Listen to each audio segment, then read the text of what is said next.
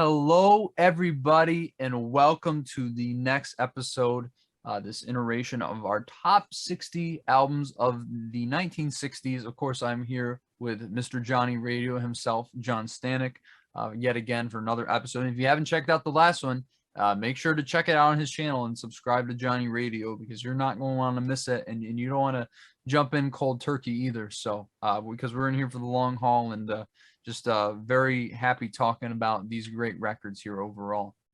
Oh yeah, this is going to be a great one, guys. It's pretty much all killer from here on out. I mean, there's some that'll always be debatable, but you guys did an amazing job in voting, and you're about to find out why. Right, and that is starting with number 30.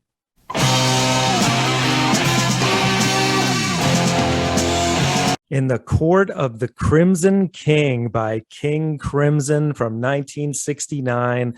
Man, what a record. I mean, from the tripped out mind of Robert Fripp, Greg Lake, Ian McDonald, Michael Giles, and Peter Sinfeld. Just the opening track alone is iconic. 21st Century Schizoid Man, which, I mean, the music totally fits the title. It goes into just wild, crazy prog jazz, just like face melting music at one point. It's like incredible. Yes, exactly, like the album cover. And Kanye West, of course, famously sampled this in Power years later, and they were all about it because these guys know what's cool. And everything in between is really cool, but for me it's the opening track and the Court of the Crimson King, the closing track. Just how many vocals they layered on that is outrageous. Like, it sounds like it could have been hundreds. It's like just got this huge sound when they, in the Court of the Crimson King. It's like insane. And I really enjoy all the other stuff too. I Talk to the Wind, Epitaph, Moonchild. It's all quality, man. There's not a weak track on here, and great pick. Absolutely. Yeah, I completely understand why this one is on this list. I find it to be just a tad overrated. Obviously, it's considered the first prog album, though we all know what that actually is. So we've already talked about it. It's better, I think. Yeah. But I get the appeal of this, especially, as you said, that opening track, which was sampled so wonderfully by Kanye all those years later. It's that 21st century schizoid man. Yeah. But really, I think Michael Giles is the star of the show. His drumming is so precise and is just, I mean, one of the best drummers I've ever heard. And I've only heard him on this one album. Immediately left an impact. Really, you haven't heard an album like this ever. And I don't think we ever will. But I absolutely love I Talk to the Wind. Just so beautiful, so melodic. Those flutes that play over it. It's just absolutely ethereal, really. And of course, Epitaph is another great one. I think the thing for me is just the progginess of it.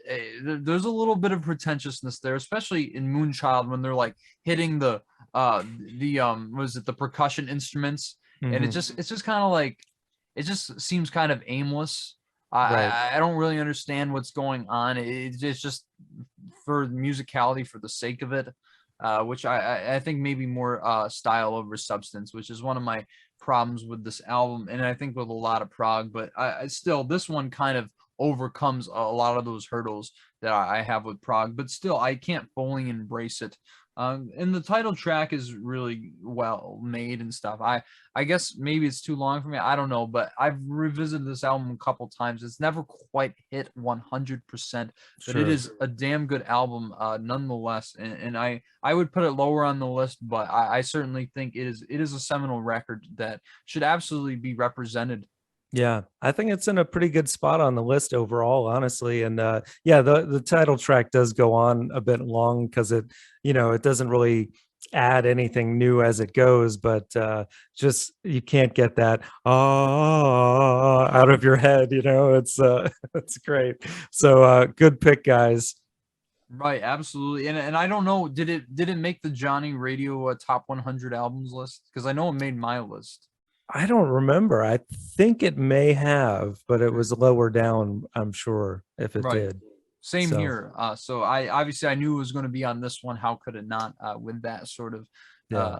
acclaim? But yeah, great pick, guys. And now on to number 29. It's been a hard day's night by the Beatles. Really, to me, their first great record from 1964. This is an absolute classic, guys. Yes, the lyrics may have been more simplified at that time, but the musical compositions are still just so beyond what anybody was doing, and still today is beyond what anybody's doing. And really, just from that opening title track with that 12-string Rickenbacker from George Harrison, one of the best, most iconic guitar riffs, and it's like one strum. And then Yeah, you that get, it's opening been a chord, hard, man. Yeah. dude, it just absolutely iconic. And obviously from, they made this album for the legendary film, which I think is even better than the album. I absolutely adore that film. It is so much fun. And it's so, the script is so good, it got nominated for best original screenplay at the Oscars, which I think was absolutely deserved. But you just picture them running through the streets of I don't know if it's London or wherever. Well, I think they're going to London. And Yeah. and of course, so many great scenes of them on the train with and that's Paul's grandfather. He's a very clean old man. Very clean, yeah. Just so iconic. But yeah, this album, the first side of this album, I think is just flawless pop songs. Really, just from the opening, that I should have known better with that harmonica. I've actually performed that song before. So catchy, and just them on the train with Patty Boyd in that scene where she met George Harrison. So great bit of Beatle lore there. And obviously, like "If I Fell" is one of the most beautiful early John Lennon Oh man, ballads. and the with harmonies are so gorgeous on that one. Oh, really? Some of the best. But I couldn't stand the pain. Yeah, Just yeah, amazing, so good. especially from Paul. I mean, Paul is really bringing Yeah, this to another level. And yet again, I mean, right after that, well, a couple tracks down, my favorite track on this album, and I love her with that. And Paul has my gone on favorite record. also. Yeah, Hey, there we go. And same train for this one. nice. Um, Dum dum but dum dum. Just that that alone. iconic Yeah. guitar riff, and Paul has even said, he's like, that's George coming up with that riff made the song, like it is so much better because of it, and really gets stuck in your head immediately. But really, the most beautiful song, and that middle eight, that bridge is just incredible. A love like ours could never die. And the simplicity of the percussion, just like the claves, giving it that Latin vibe, but also just so hushed and like perfect for the song. It's so underplayed and subdued, and I think that's what you need for a love song like this. But I also love not the George Harrison pen track, but really one of the first ones he sang on. Maybe this was the only Lennon and McCartney song he did. Also, it's worth mentioning that this was the first Beatles album to contain solely Lennon and McCartney compositions, and I think it's all the better for it. Even Help doesn't have that, as we've gone over in the last episode. But I'm happy just to dance with you. Such a fun song. I absolutely love it. And of course, Tell Me Why, just that tell me why you cry. And Ringo just playing the drums underneath, so great. Can't Buy Me Love Yet. I mean, everybody knows that song, I would think. Just picture them running out in the field, no restrictions at all, them just trying to enjoy the little time that they have to themselves to enjoy growing up. Really brilliant. And then of course the second side is nothing to slouch at either, though I think obviously the weaker side of the album. But Anytime at All is such a great Lennon song. Great riff. Things We Said Today, I don't know if it's really my favorite. I know a lot of people really love this one, but it certainly is a great early Paul ballad just in general. I think it's pretty underrated. That's a great one. Yeah. Yeah, I guess it's never fully, like, I get it, but like I've never fully embraced it, that song, but I get it. Also love You Can't Do That. It's kind of misogynistic, but it really is so catchy. I can't help but love it. But I'll Be Back is really the one on that side. Just the way they play between minor and major modes, like You know, if I break my heart again, they're singing minor, and then it's like, but I'll be back again, where it's like denoting something positive. They switch into major, right? I mean, this is really just, I mean, that is like musical painting, you know, it's just unbelievable, just the level that they're at. And these, I mean, the Paul McCartney's still doesn't know how to read music, and the man's almost 80 years old, and it's just, you wouldn't know by hearing that these songs they came up with. I mean, just I wouldn't put it this high on the list personally, though, as much as I'm going on about this album, because you know it's pretty simplistic. But I mean, this is an absolute classic, and really the start of something truly revolutionary. Oh yeah, absolutely. And yeah, I agree. I mean, I think like for example, I ranked Help higher than Hard Day's Night.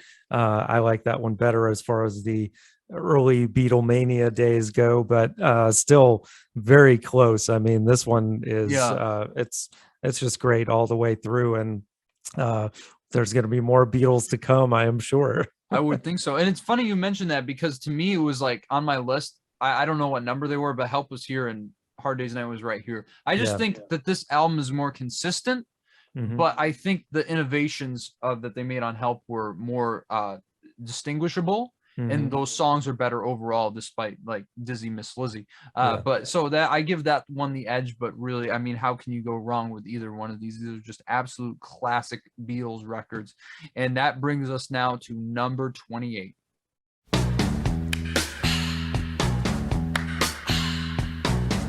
Odyssey and Oracle by the Zombies. Oh my goodness. I think this album should be higher, slightly, just get it right out of the way. I absolutely adore this album. I think one of the most catchy, one of the best psychedelic pop albums, Baroque pop, really, of the 1960s.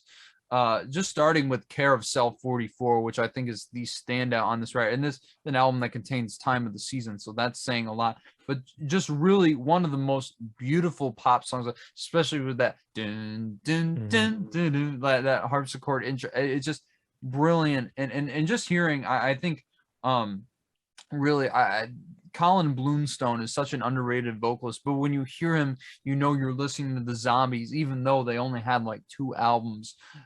This was really their make or break album, because you know, they had like some songs that were really successful, but you know, this was like, oh, we have to make a statement before we go out. They actually recorded, I think they were the first artists to record in EMI studios that weren't signed to that label.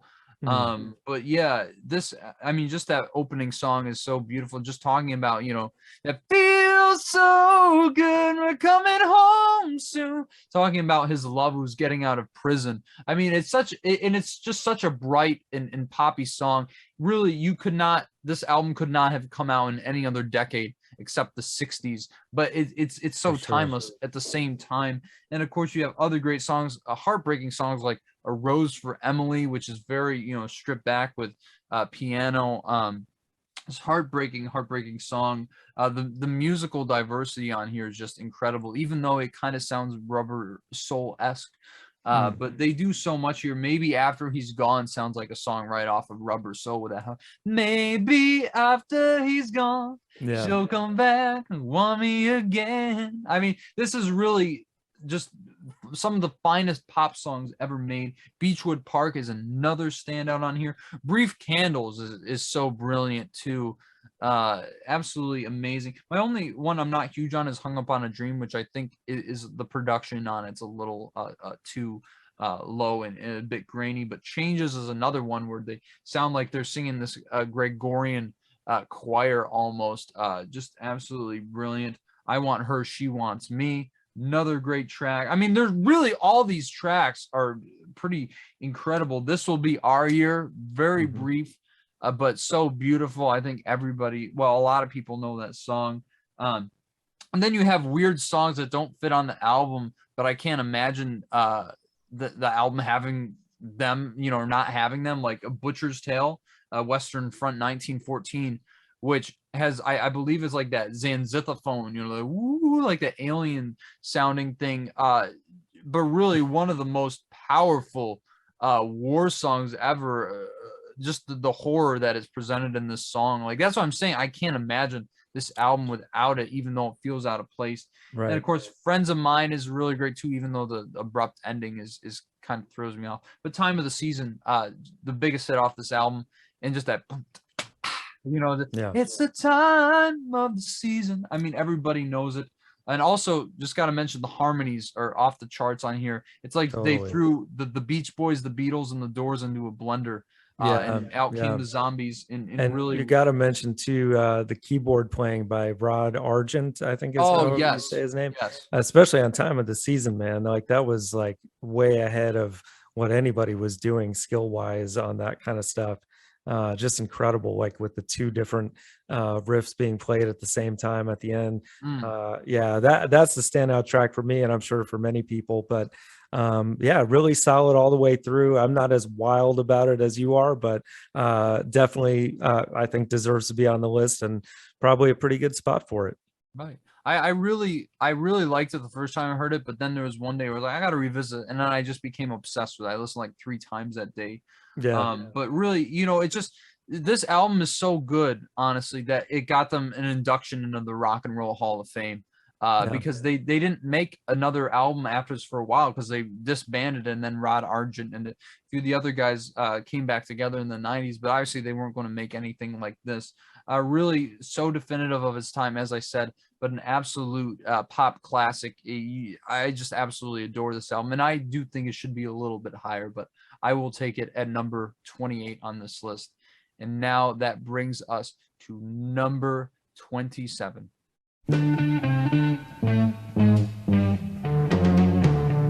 Disraeli Gears by Cream from 1967.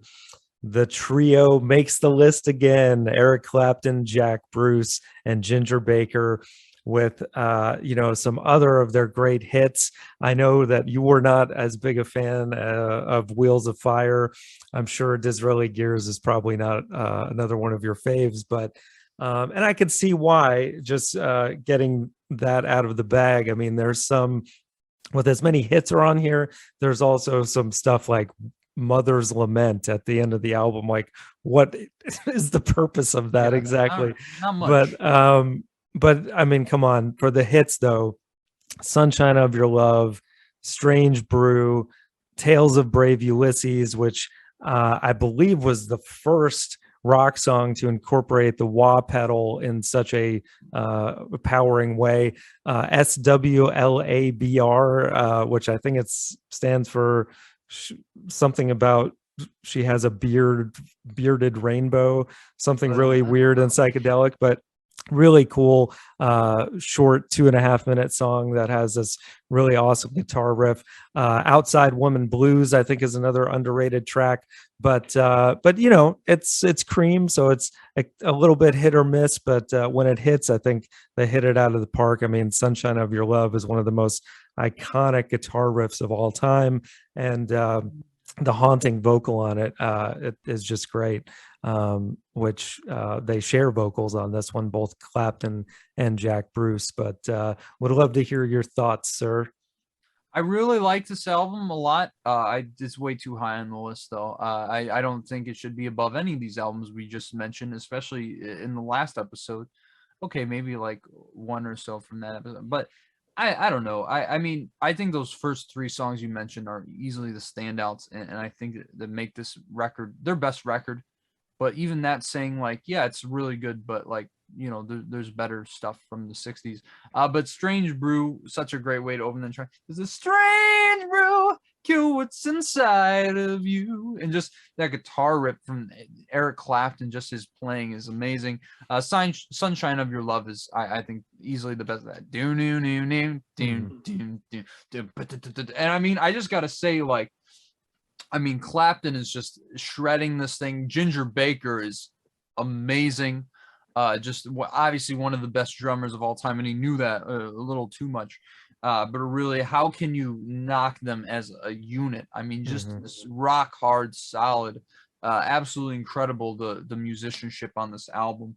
I just don't think these songs really do it for me 100%. Tale of Brave Ulysses, yes, absolutely. But yeah, and there's some other really cool stuff on here, but those ones are really the standouts. But they tower above everything else so much that I at least have to like it to quite a degree because they're so damn good. But really, I think this is a bit overrated, and I think it should be lower. But I can certainly see why it's on the list. It just shouldn't be above Aretha or, you know, half the stuff. So you know, Yeah, well, cream. I mean, I like Wheels of Fire actually better than Disraeli Oh Gears, man, but you know, it's nice to have them both. So I'm right. pleased. I'm glad you were happy. So there you go. It's a good album. It's a Absolutely. really good album, though. I'm not knocking that. So Cool. all right, and I believe that leads us to number 26. Anger, he smiles, towering and shining metallic. Axis Bold as Love by Jimi Hendrix, the Jimi Hendrix Experience, another great trio. And the first time we're seeing Hendrix on the list. Wow. Won't be the last for sure. But yeah, from 1967, this was the second album he made in that year.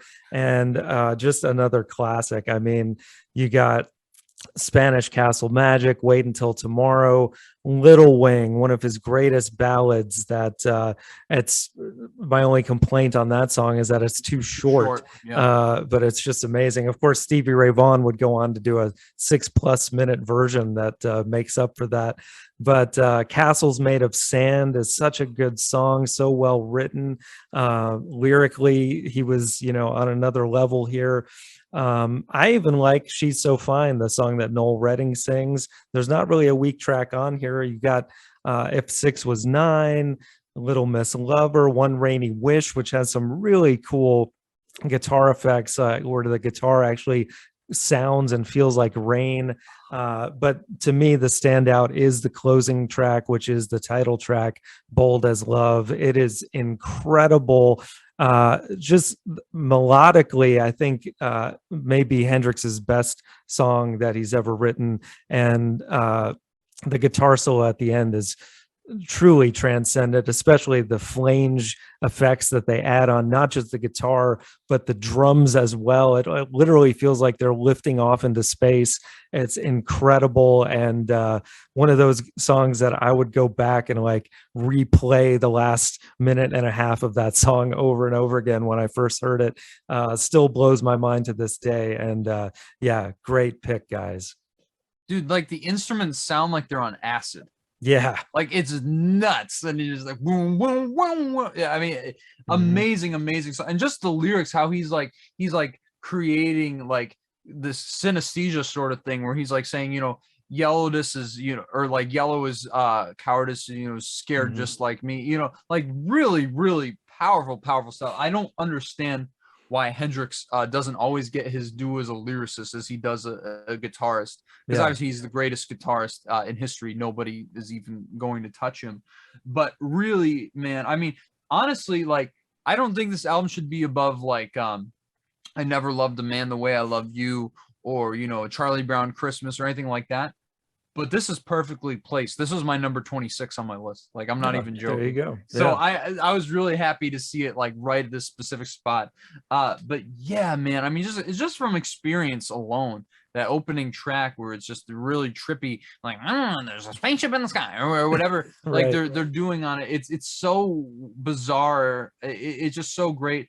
But yeah, Up From the Skies, another great track. I Yeah. absolutely love Wait Until Tomorrow. That it's so funky, that just him Yeah. talking about, you know, kind of like the you know, I guess the briefness of temporal existence, you know, and just him talk. Just I love the interludes where he's talking. It's like, let me go talk to this girl a little bit here, you know, you know, like when he's like talking on the track. It's just amazing. Yeah. You know, in Little Wing, amazing, just too brief. I never understood why it's like considered his absolute best, but how can you not love this song? Incredible Absolutely. composition, the guitar playing.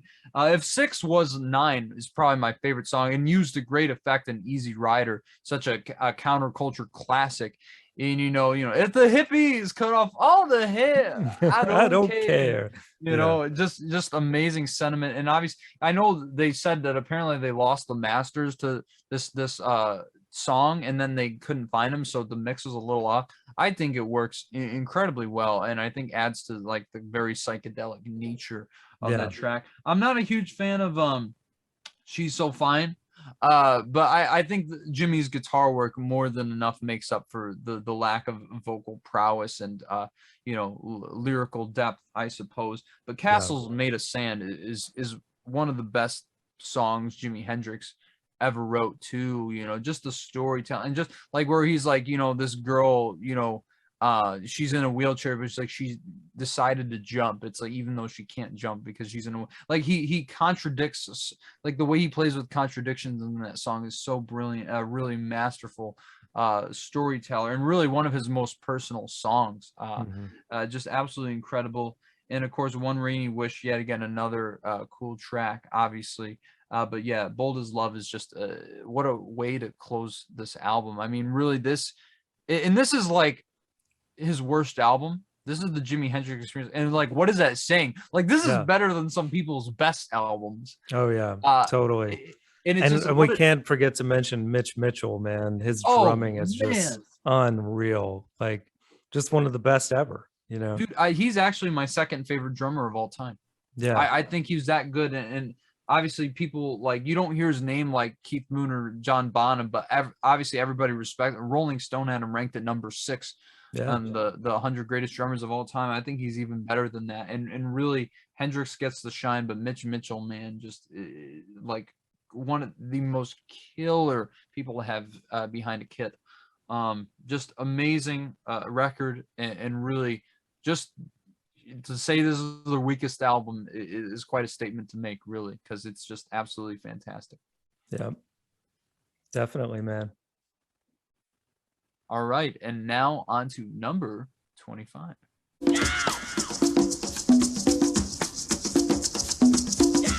Beggars Banquet by the Rolling Stones from 1968, a seminal album from their catalog. This really kind of kicked off their classic albums that went from here through somewhere around 1973, many would argue. But yeah, just from that opening track of Sympathy for the Devil, which in my opinion is their greatest song of their entire catalog, and one of the greatest rock songs ever.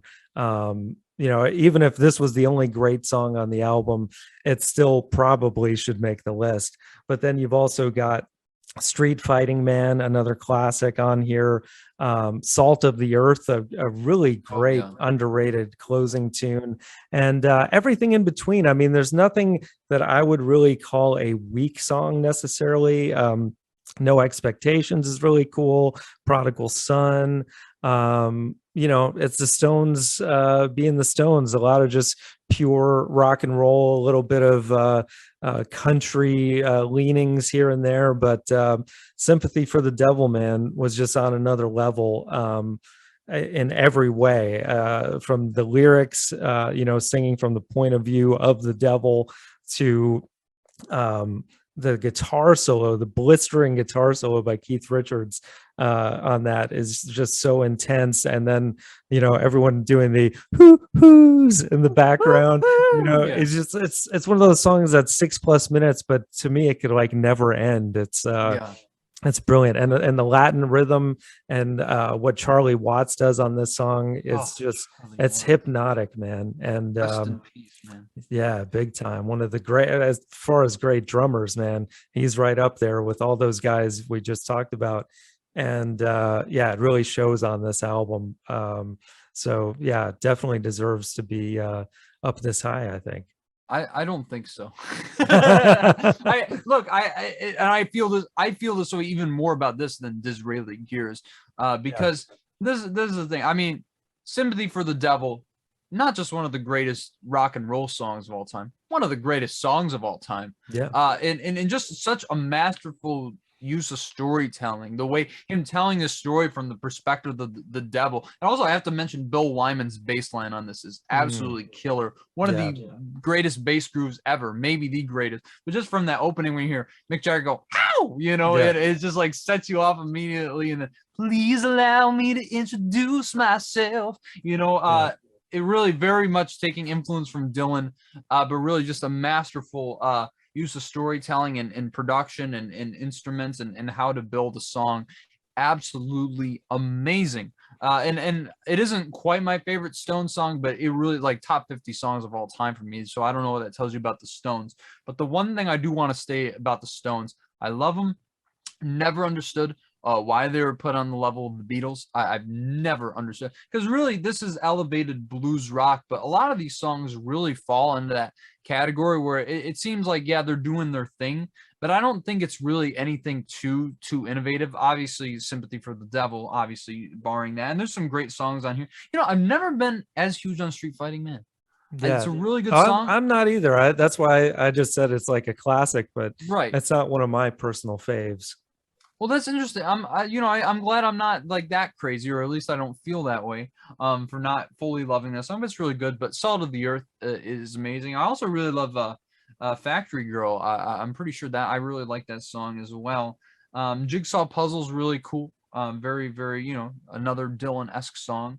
But as I said, musically, I don't think that this album is just like amazing. Obviously, musicianship on it is great, but the songs themselves don't feel very I guess innovative besides Sympathy for that. Yeah. And also, Well, I would say like they're in the vein of like how you feel about Cream is like, to me the Stones don't really have a perfect record. Like they have some that are greater than others, but I think there's always weaker tracks on their albums that kind of take them down a notch, unfortunately. And this being one of them, where obviously there's all the rest is really outshined by Sympathy for the Devil. Yeah.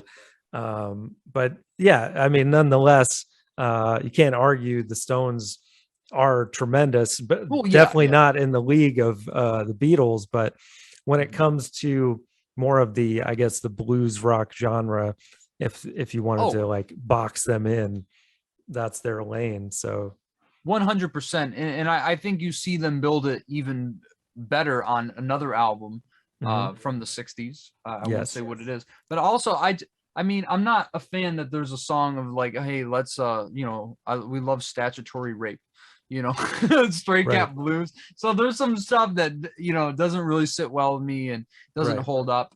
So really, I don't know why it's this high on the list. I get it's the Stones, but really, I don't see it. Well, there could have been worse Stones albums to make the list, I suppose. I reckon if Out of Our Heads was this high, I would be like, you must all be out of your heads because this shouldn't be on here. But but I get it. I mean, it's a really solid record, and just for Sympathy for the Devil alone, it's just amazing.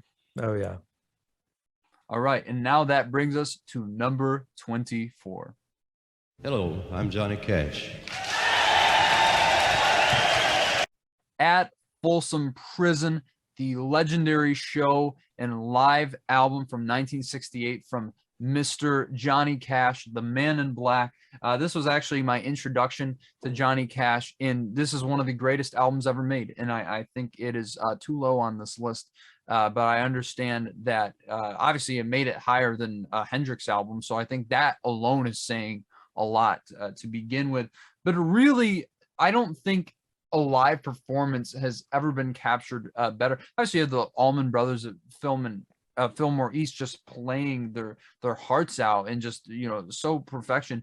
But this, I've never seen an artist's true personality come out on record more so than I have on this. Just the way he interacts with these prisoners, his humor, his wit. I mean, it makes it so enjoyable. It feels like you're there. Like this album is hysterical, especially like the little interludes. And as you guys know, if you've seen my top 10 albums of the 60s, this was on the list. But really, just obviously the title track, Folsom Prison Blues, which he wrote after he saw that film. I mean, you had to perform that at Folsom Prison, and you give him the opportunity. I think the best song on here, one of maybe Johnny Cash's best song, I hear that train a coming, it's rolling around the bend. Also the best rockabilly album of all time, if we want to throw it in there. I mean, there's no question about that. And just the way he opens the album and that song, Hello, I'm Johnny Cash. Yeah, so great. And just how he would open like all his concerts. I mean, it just became so synonymous and iconic in its own right. But obviously Dark as a Dungeon is another one. And I just love, like, like the moments in here where people are like in the crowd. I know the one when he's I shot a man in Reno just to watch him die, and someone cheers. That was added in post, which I think is kind of cheating a little bit. One of my few problems with the album, but it's still like a great moment. But just the way, like, he'll be like, especially after Dark in a Dungeon, where he's like saying, so this is be recording live, so you can't say hell or shit or anything like that. They bleep them out. This is so brilliant. But great. So many great songs. Cocaine Blues is that one's awesome. Yeah. Oh my goodness. Early one morning, I was making the rounds. I took a shot of cocaine and I shot my woman down. I mean, such a badass song. And obviously, I always actually think of Joaquin Phoenix's performance on that one, because he did a great job in Walk the Line, man. Oh, absolutely. Really captured the essence of Johnny Cash. But really, just that proclamation, I can't forget that day I shot that bad bitch down. I mean, so badass. And obviously, not agreeing with the subject matter necessarily. Right. Such a great outlaw song. And also 25 Minutes Ago, he didn't write, and that's the thing, he didn't write half these songs, but they feel like so select, like it's almost a concept album, because he knew he was going to prison.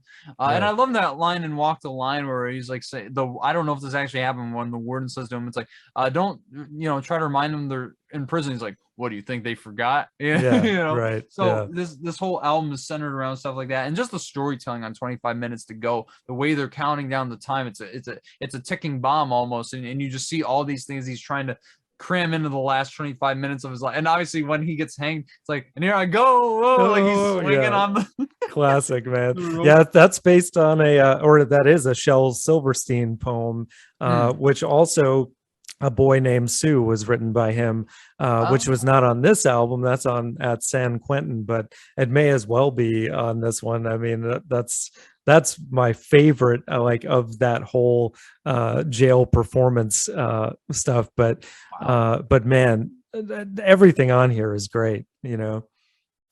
Yeah, man. I mean, so many. The Long Black Veil, which I was talking about on Music from Big Pink, but I think this version even better. When he's like, when that guy starts laughing in the middle, like, did someone just start laughing? And then he starts cracking up in the middle of this like super somber and serious song. But just the fact that it's like kind of saying, his pride is so great that he won't admit to sleeping with his best friend's wife. I mean, it's just absolutely hysterical. But not funny with when you're listening to the song, I suppose.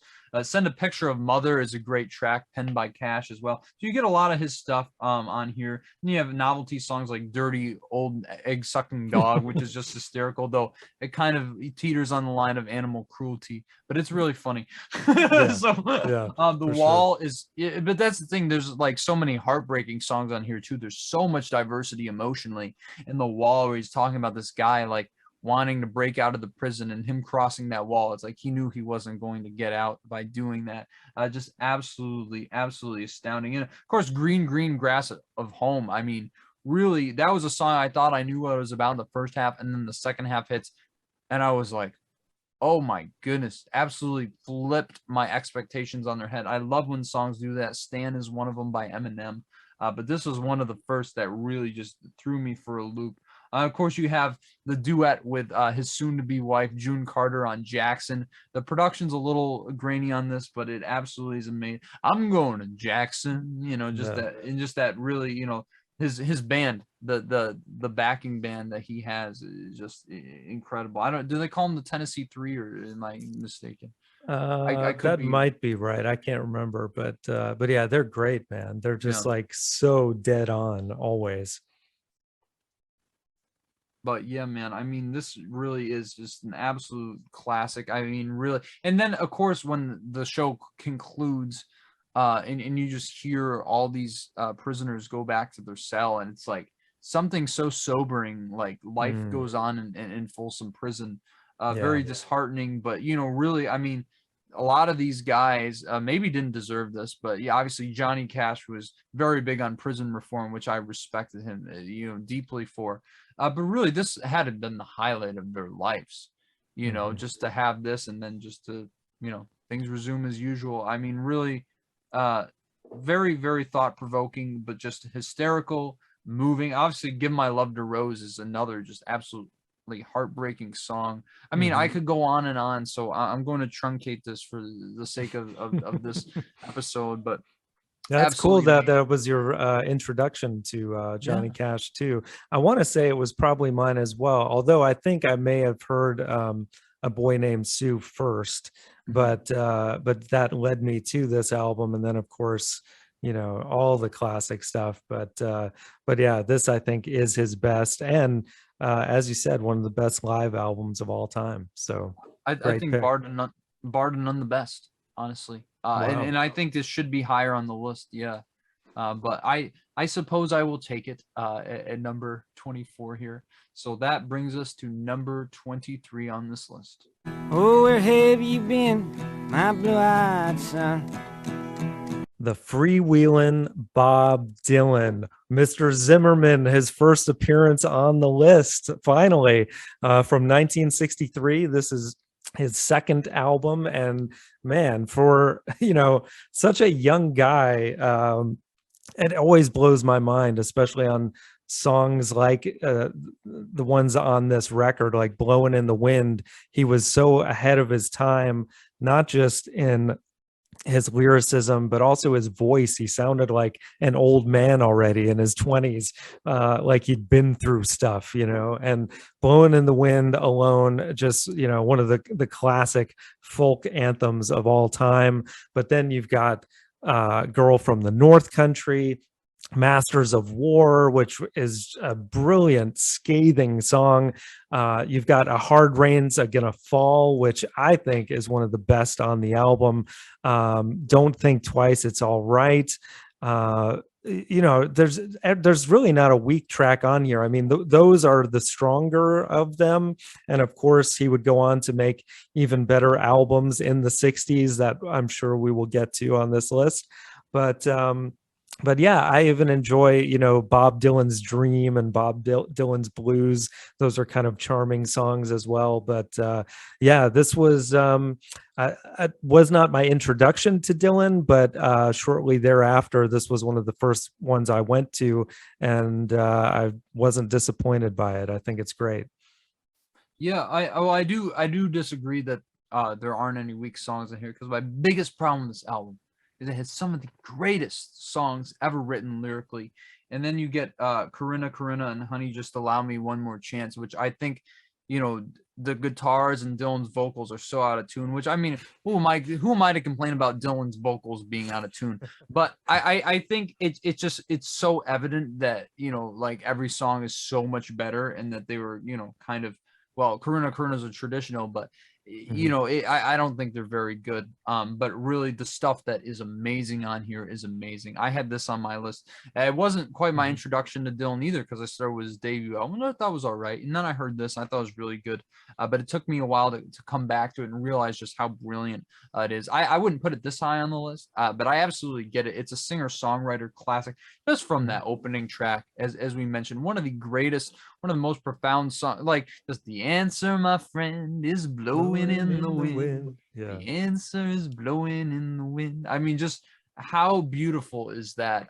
In such a, as you said, like, very mature answer for someone of his age, and so good that, like, people like Sam Cooke, as we mentioned, heard this and was like, this white boy is talking about these issues better than we are. And I think very, very ballsy to write a song like that at that time. I mean, he had nothing to lose, and really he was going to be dropped by Columbia. And John Hammond, who discovered him, was like, no, like, we have to keep him on. Just give him one more chance. Maybe that's what Honey Allow Me One More Chance is about. And, obviously his first album was full of covers for the most part. And then I don't know how, like, the shift happened where he became, like, the greatest songwriter, like, instantaneously overnight. Yeah. I mean, you've never heard anything like this, but he's not a ghostwriter, because you've seen everything in him in interviews. You can see how intrinsically the genius is linked to the man himself, the way he plays with words. And of course, you have beautiful songs like "Girl from the North Country," which he obviously adapted from Scarborough Fair. Right. But just so brilliant. If you're traveling in the North Country Fair, that Dylan delivery, but it's so beautiful and understated with the acoustic guitar, just him and the guitar on this album, but so effective. Masters of War is one of the most scathing political, where he's like saying, "I'll stand over your grave until I make sure you're dead." It's like, whoa. It's almost like as intense as War Pigs by Black Sabbath, I mean, Even more lyrically so. it is. Yeah. Right. Mm-hmm. And I think even better, if you ask me. And of course, you have songs like Bob Dylan's Blues, which is a lot of fun. Not my favorite, but to me, A Hard Rain Is Gonna Fall, I think is even better than Blowing in the Wind. And this is the thing. This is a time like the Beatles were coming out with Please Please Me, and then you hear, I heard 10,000. I was in 10,000 miles in the mouth of a graveyard, and it's like, whoa, man. It's like, it feels like a prophetic song in many ways too. I mean, it really is. It's which is scary, but it's great. Well, no, and a lot of things like I know it's more of one of the humorous songs, but talking World War III blues could be very relevant to us today. Just him walking through this apocalyptic scenario and just saying, I love where he like quotes Abraham Lincoln. I think Abraham Lincoln said that. And that's the thing. The humor is present here too, as we would see even later down the line in Dylan's discography, even more so, like on Bringing It All Back Home, and that rock trilogy of albums.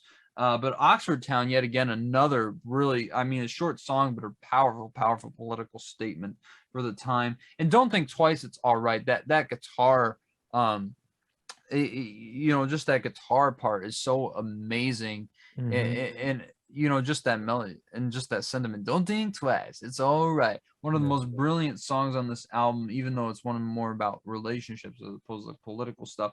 But really, this album has everything, man. And I Shall Be Free, him talking about, it might as well be Richard Burton, talking about Elizabeth Taylor. I mean, it's hilarious. And as I say, you get a great variety on here. And really, I mean, this turned him into the voice of his generation, much to his dismay. But I mean, how can you not love what is just incredible on this record? Because it is an absolute classic and really one of the first great albums from the early 1960s. Yeah, and a classic album cover as well. Him walking through the wintry town with the lady on his side. With Suze Rotolo, or however you say her name. Right. Just really incredible album cover, very simplistic, very to the point, just very iconic. And really the start of what, basically has been the greatest career in music history. I think unquestionably, if we're talking about longevity, output, I mean, nobody even scratches the surface of what Dylan has done in his time on the earth here. Can't argue that. Yeah. All right. And now that brings us on to number 22.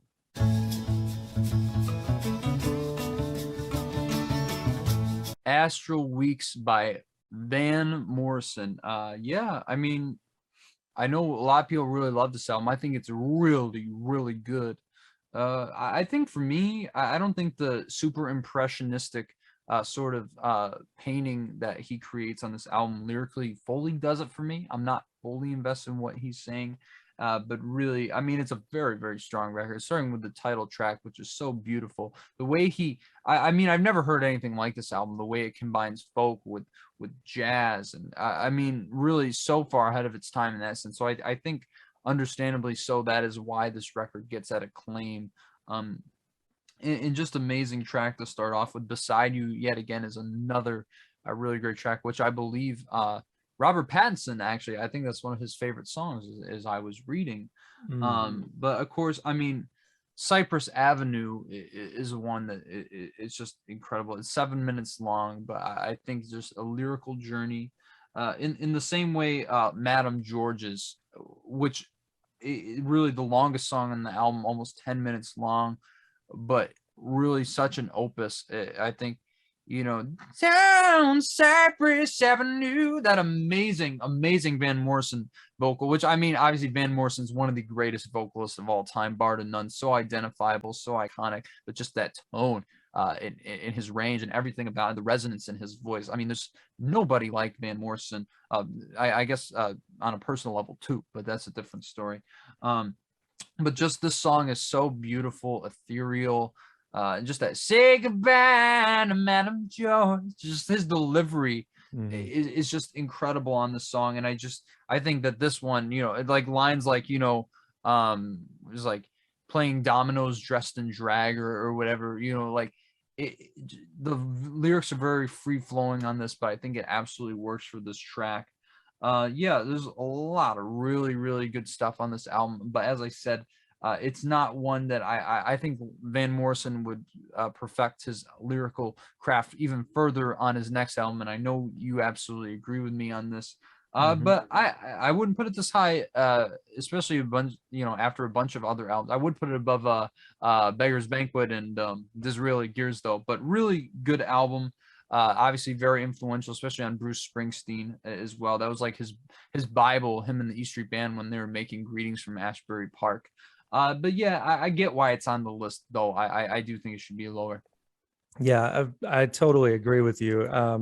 I love Van Morrison. I think he went on to do greater and greater things after this.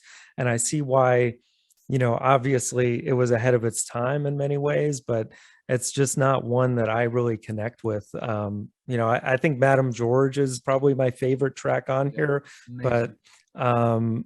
but yeah, other than that, it's not one. I think it's tremendously overrated, honestly. Wow. Even bolder statement than me. Yeah, I think it's way too high on the list. It was not on my list. So, Me neither. and like I said, I love Van the Man. I think Moondance is absolutely brilliant and really perfected that jazz rock folk combo.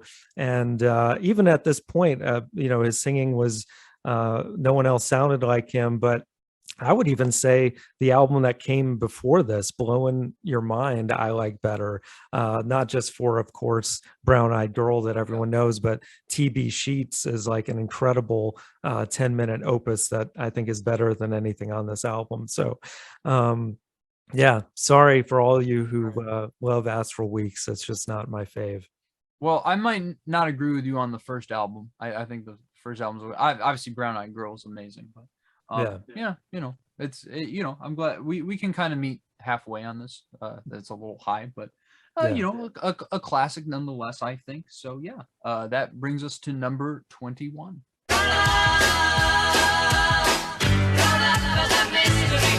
Magical Mystery Tour by the Beatles.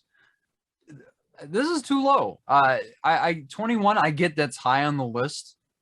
This is like top 10 albums of all time for me. And wow, really? Yeah, this is one. I think this is on par with Revolver and Sgt. Pepper. I just think the only thing with it, obviously the story behind it, obviously they did the really weird TV special that makes no sense.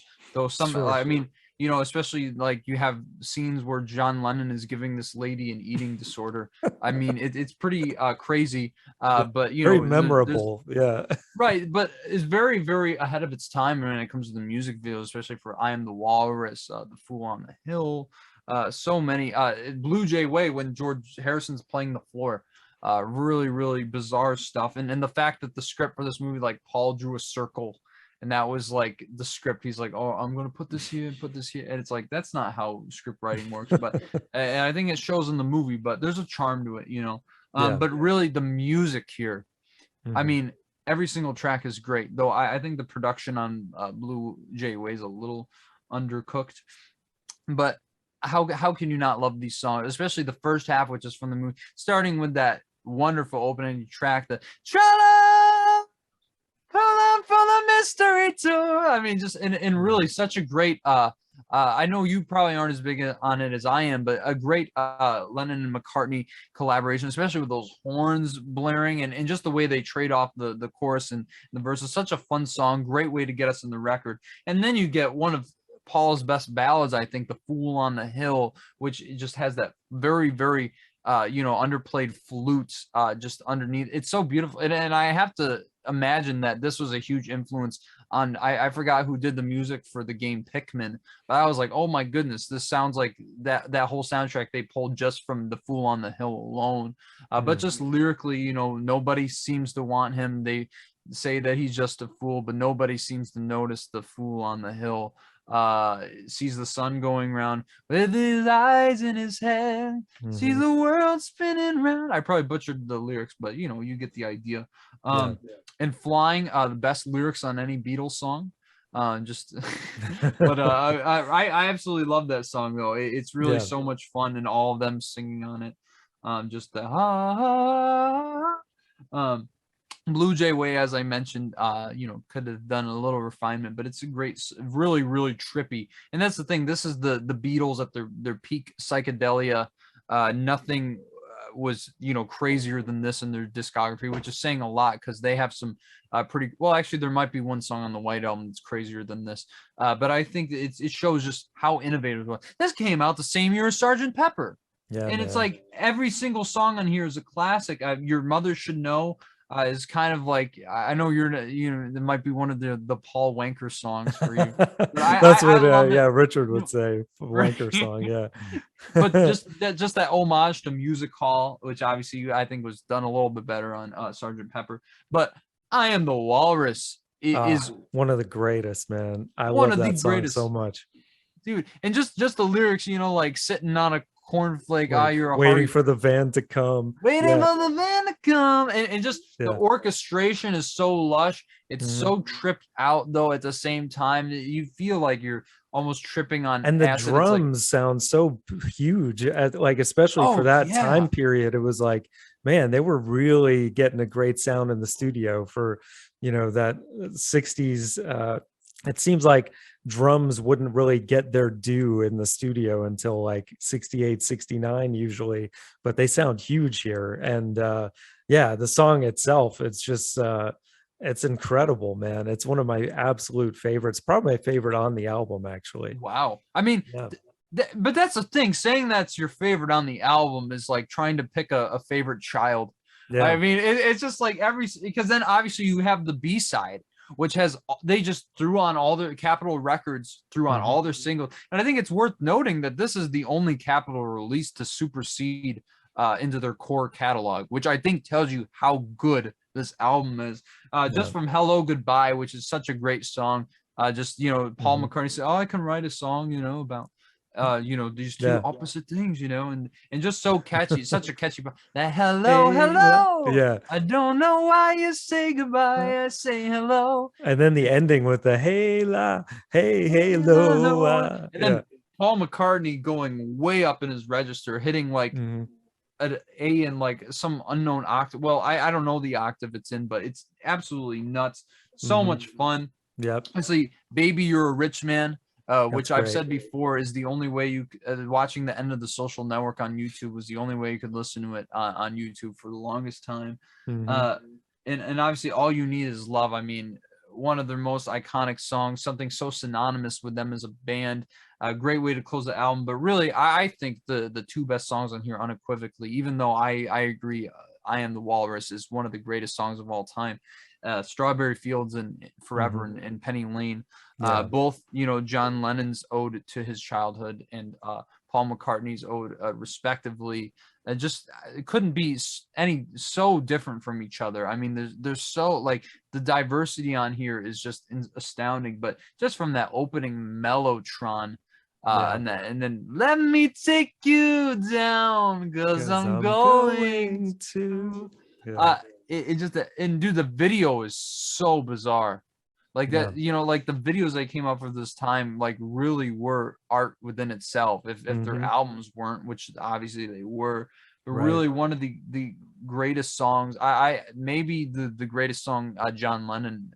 Well, actually, no, In My Life is pretty amazing. But it's up there though, man. Like Living Is Easy with Eyes Closed, Misunderstanding All You See. So good. Brilliant. And then of course I think it's Ringo when you get that outro section. There's like, I am very stoned, which people thought was I Buried Paul. Well, I mean, that's a whole other thing. That's a whole can of worms right there. Paul McCartney's still alive, guys. You know, let's just put that, you know, case closed. All right, for sure. But yeah, I mean, just an amazing song. And then Penny Lane, man, just so upbeat. And of course, that chorus, Penny Lane is in my ears and in my, and then the horn. Oh man, and that horn solo is berserk, man. Oh How my, high he gets on that thing, it's great. and I just love the when Paul McCartney was telling Rick Rubin that story in McCartney Yeah. 3-2-1, where he's like saying, you know, I was like, how high can you play that note? And he like hit Yeah. a note he didn't even think he could hit. And it's Exactly. like the most iconic part of the song, really, Mhm. besides the lyrics, but just him going down Penny Lane, you know. In Penny Yeah. Lane, there is a barber showing photographs of every head he's had the pleasure to know. And Yeah, yeah. you know, it's like so much fun. And really, I mean, one of the greatest pop songs of all time, one of the greatest Beatles songs of all time, which says so much, because you could pull almost any, or at least half the songs off these albums and say, yeah, this is one of the greatest songs ever written. And I Yeah. wouldn't argue it at all. This Seriously. is yeah, man. Peak psychedelia. I think you really don't get much better than this. And it's baffling to me that this album is always passed over when it comes to the publications of like the Rolling Stone 500 greatest albums of all time, and yet they have like 9 Beatles albums on there already. But it's like, how is this like? How is Yeah. this not on there? And Meet the Beatles is like, it makes absolutely no sense. But it really, anybody with any good sense would know that this is one of the greatest records ever made. I think almost a perfect album, and I think should be much higher on the list. But yeah, not bad at 21, I gotta say. You know, it's up there, but from here on, man, all greatness. 20 more left to go. I'm psyched. Dude, and it really, I mean, I think from this point, I think all these albums, even if I don't love all of them completely, they're all really, really good, and they're all absolute classics. So Yeah, I don't can't think I wait. have any more complaints from here on out. I'm Right. pretty sure. Good. I'm hoping we will get on the same page at least at some point. Though I think we've been agreeing on a lot here. So Oh, and that's definitely. the beauty of it, you know. Just hearing what you guys wanted to put on this list, and bringing it to you in the best way we can. So thank you for tuning into this episode. Really, and if you haven't subscribed to John's channel yet, what are you doing? Come on, guys. He's just so great. Really one of my favorite YouTubers, and I'm not just saying that because we're working together, but really Same here, just, man. oh, thank you, man. I really do appreciate it. And yeah, subscribe to me as well. I gotta plug myself. So make sure you smash that like button on this video. We got I think 2 episodes left. So Yeah. we're coming down to the wire, but that last one is going to be quite an extravaganza. We're going all in, even more so than any of these records before, because you know those records are going to be just on another level. So really, guys, thank you for watching, and thank you for tuning us in the series, and we'll see you guys in the next one. See you guys.